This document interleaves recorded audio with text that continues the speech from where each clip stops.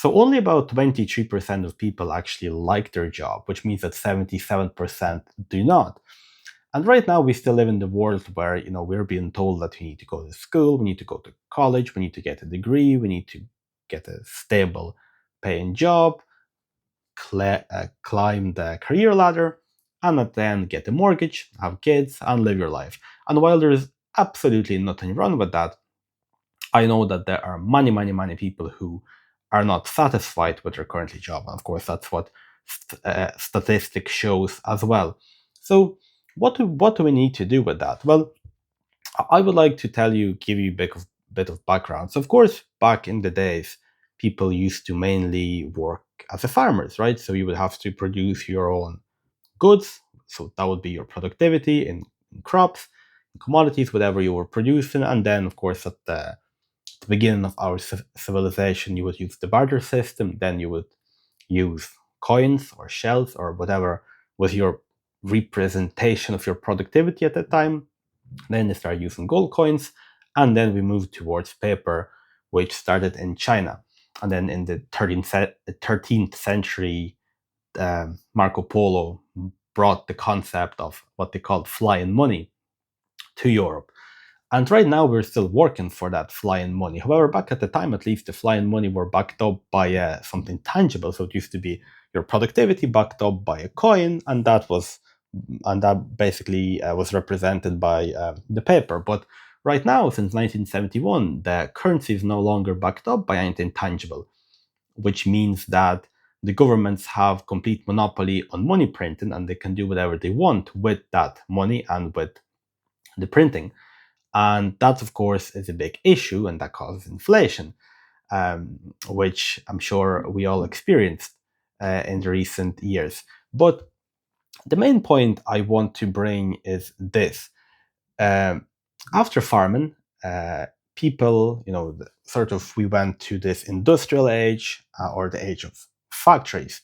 That's where the pension system was then eventually created, and that's where, back then you would have a choice. You would either stay working on the farm, which was really hard work, or you would move to a factory and live that sort of life. And at the time, everyone loved, to move to a big city. It was like a big deal. You would work on the factory, and the best thing that could have possibly happened is that if you would stay and work in that factory for your entire life, that was seen as something really, really good.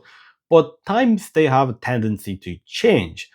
And right now, we live in the world where there are so many opportunities.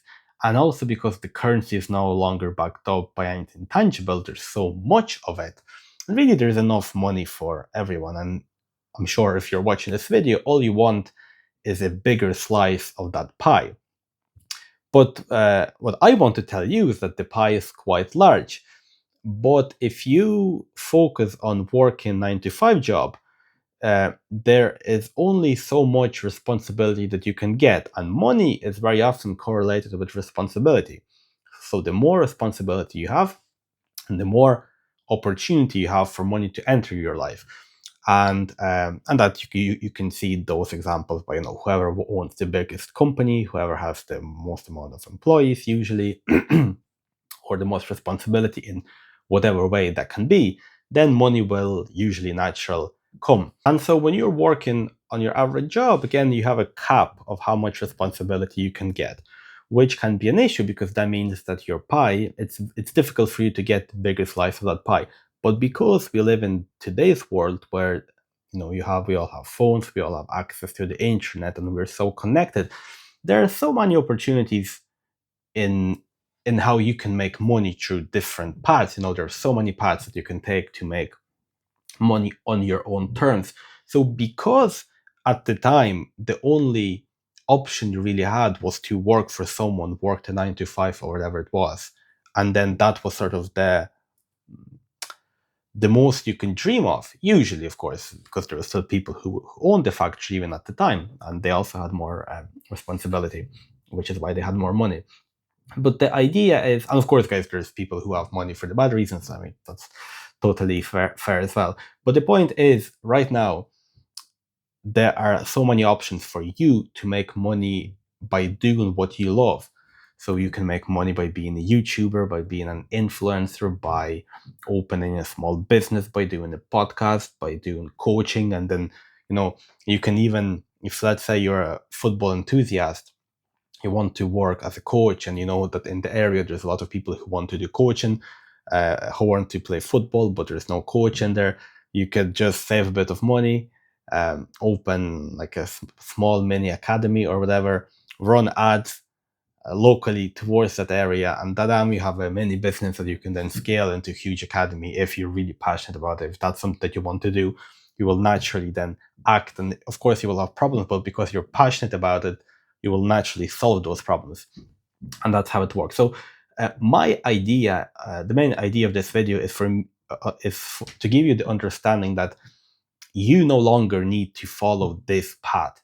And because there's so many people that hate their jobs right now, I feel that for most of them, it would be wise at least to try making money on their own terms by doing something that they actually love.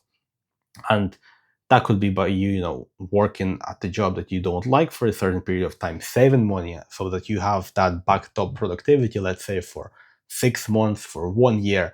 And then if you want, you can of course start part-time, or if you want to jump head in, you can do that as well and really follow your passion and try things.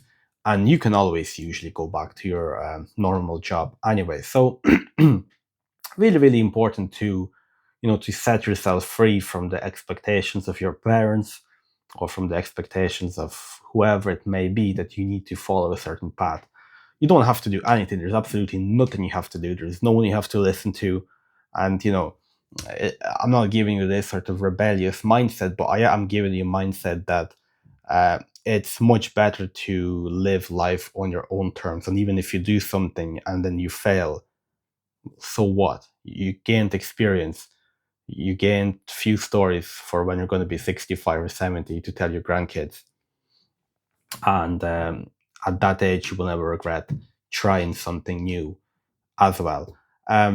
If you are interested, guys, I have a free How to Get Started PDF, which is related to finance and various paths that you can take to start building wealth. It's completely free. I've put tons of work into it.